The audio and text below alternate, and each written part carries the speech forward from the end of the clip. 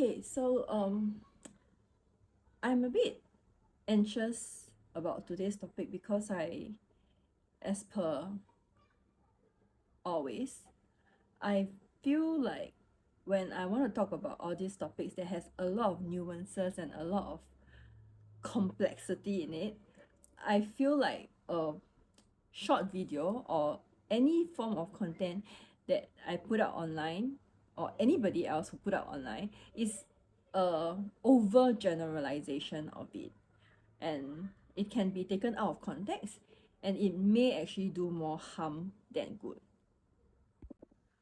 But this topic is also something that I feel a lot for personally because I experience it very, very often.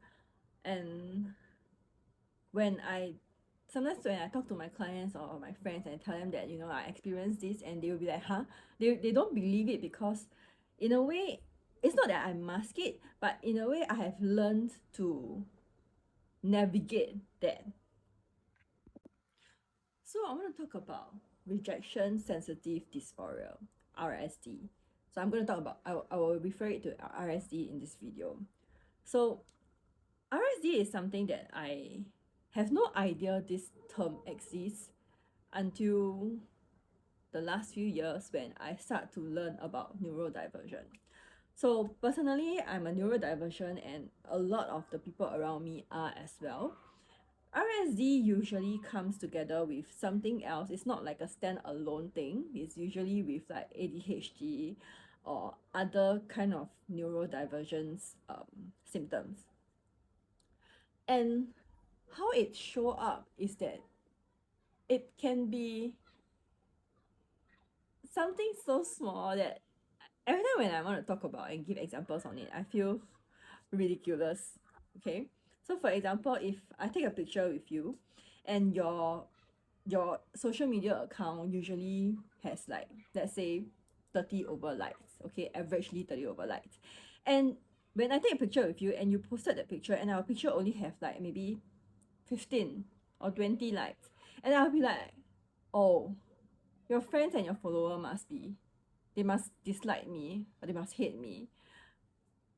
Yeah, it's not exactly logical because not all your followers know me, right? So but I will have that emotions, I will have that reaction, and I'll have those thoughts. And like for example, if I ask a good friend over, go out for dinner, and like, hey, do you want to have a dinner, or like, do you want to come over my house or something, and then my friend says that like, oh, I'm feeling a bit tired and I would want to go home and rest, and I'll be like, oh my god, is it that she doesn't want to hang out with me or something? And then like their emotions arises, and it's the same even for my partner. and and it is ridiculous in the sense that, like for example, if my partner say that, oh, we need to talk, I'll be like, oh my god, is she breaking up with me? Okay, so when I say it's ridiculous, I'm not making it a problem as in it's your fault, because I go through that, I have those thoughts and I have those emotions, and it arises and it hit me like a truck, right? We know that when these things happen, if you have RSD, it hits you like a truck and you'll be like, what the hell? Okay, so I for RSD, there isn't a cure for it. There's no medication to take as well. And how to improve the situation is through behavioral therapy, to have tools and regulate, like tools and things that can help us regulate the emotions when we go through that experience. So I want to share with you what I personally do. As with as I tell all my clients, whatever I do is whatever I do. It may help you, it may serve you, but most importantly, it's how you want to explore and try different ways and find one that will work for you. Okay. So firstly, I have I accepted and come to terms that when I go through RSD, a lot of my emotions and my thoughts, they are not logic. Okay, it's not that they're not logical, they are completely logical to me in that moment. But I will do this kind of like a quote unquote logic test, right? So for example, if I feel like, oh, my friend's follower does not like me, and I will logic it with myself out, like, okay, so like my friends have like, I don't know how many followers, how many of these followers actually know me? And if they do not know me, then, and if they do not know me and they do not like me, then how much of this weightage is, or how much is that value to me? Does it really affect me in any ways, for people that I do not know, or people who do not know me to dislike me? So that's the first thing. And the second thing is also, I will ask myself like, okay, they didn't like the photo, like, what what what could other reasons be? Is there any other possible reasons? Right, it could be that the algorithm have changed. It could be that, let's say my friend is a singer, or I don't know, I mean, a singer will not have only 30 likes, but let's say, okay, my friend's account is always about singing, and then suddenly a picture of both of us, it has been uploaded, and it's about, let's say, pickleball, right? So then there's a difference in interest in that sense, because the followers follow her because they are into singing, and then suddenly there's pickleball, and they may or may not enjoy pickleball, right? So like, when I first have that emotions, usually it comes with certain thoughts, like, oh, this person, something don't like me, or dislike me, or hate me.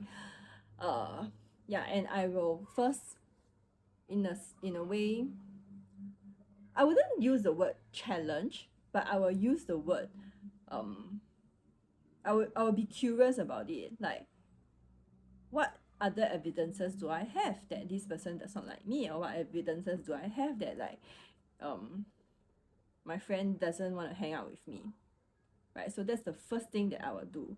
No, actually no, that's the second thing I will do. The first thing I will do is to not act and react on that. Okay, so very importantly, that is the very first thing that I do. I miss that out because it is like a default for me now, that every single time when I go through, like when I experience the RSD, when it hits me, I will hold myself back, and I will like not react. I will not act on that.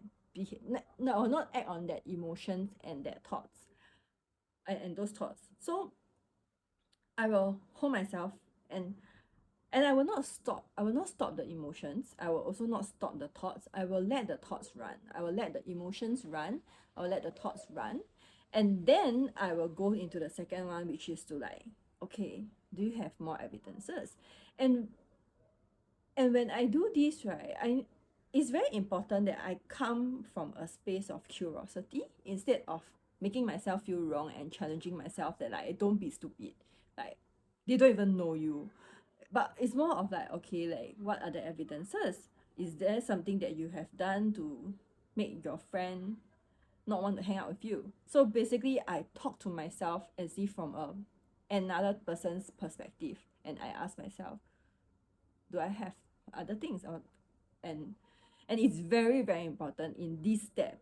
It has to be from a space of curiosity, from a space of love and care, not from a space of like, what's wrong with you, right? So usually at this point, I would have felt a lot better, and it would have been a lot easier to navigate through that, and I will be like, okay, I'm fine now. I'm slowly getting over it. But sometimes it doesn't. So personally, I will sometimes share with my partner if it concerns her, or if it involves her. Like, if let's say I ask her to have lunch with me, and then she doesn't want to have lunch with me for some reason, and then I feel like, oh, maybe she's angry at me, or like whatever thoughts and emotions I have. If I, after the first step, which is I hold back my actions, hold back my reactions, second step, which is I ask myself with curiosity, like, okay, is there any other reason possible? And then I still couldn't get over it. Sometimes I would just ask her, like, oh, is there a reason why you do not want to have lunch with me? And then my partner can explain and say that, oh, because she has already made plans to meet this person, or she thought that blah blah blah, and she didn't want to have a heavy lunch, she just want to have a quick bite before she go into something else. So usually that hearing from the other person after the first two steps fail, hearing from the other person will then let me know that, okay, whatever that I think and whatever that I feel, it is not true. Okay, and sometimes because it's my partner and she knows that I go through this, I sometimes will just share with her that, oh, I feel like when you didn't want to eat with me, I feel like it's because of like you being angry at me, or like whatever. And when I say that, again, when I say that, I have to be very careful that when I say that, I'm not coming from a space of wanting her to pull me out of my own shit. Right? She can do her part to help me and co-regulate with me. And she may just say things like, no, that's not true. That's not what I meant, and that's not what I feel. That's not how I feel. And with that, right, I'm gonna like leave it as that, and then I'll go back to myself again and like, okay, so now that I hear from the other person, does it make me feel better? And again, usually I have reached a point whereby usually at step 2 or at step 3 it would have been better. With my friends, I don't usually go and question them, like, you know, because I will take their words for it. If let's say they say that, oh, I'm tired and I want to go home, I'll just be like, okay. I'll just go through my own process, and then I'll be like, okay, they say they're tired, right? And I will trust them because they are already my friends. So I already trust them to begin with. So I will trust them that they will be honest with me, because that's how I usually have my friendships, that like, if I really do something that is very, very horrible to them and they cannot get over it, and because of that they dislike or they don't want to hang out with me, I would have, in a way, expected them to actually confront or like come and talk to me about it. Yes. So personally, this is how I deal with RSD in terms of my personal relationships. When it comes to broader aspect, like dealing with client rejection, or like even strangers, it's, for me, it is actually a lot easier to get over it and to like go through the step 1 and 2 and then like done, because I feel like my RSD arise a lot stronger with my personal relationships. And I suspect this is also like so for RSD, trauma and other symptoms will add on to it. So if you have a, let's say you have a history or a trauma around like abandonment, then it may be magnified. So at this point right now, I cannot think of anything that can magnify RSD when it comes to broader relationships or like with strangers. But so far, those that I know of, myself and those other people that I know of, like clients and stuff, they mostly are more prominent and more significant when it comes to personal relationships. Yeah, so it's important that, especially with very close relationships, there needs to be a certain level of trust, and yeah, a certain level of trust established to work through this RSD as well. So I it sounds simple, the steps sound simple, but know that it's not as easy to implement. Okay, I took years of personal development work. So I started personal development in like maybe 11, 12, and I don't know, I don't remember at which point this thing came a lot easier for me, but at least for the last 5 years or so, 3 4 years, yeah, I cannot remember, but maybe 3 to 5 years, okay, it is a lot more manageable, it is a lot more easy for me to navigate through that.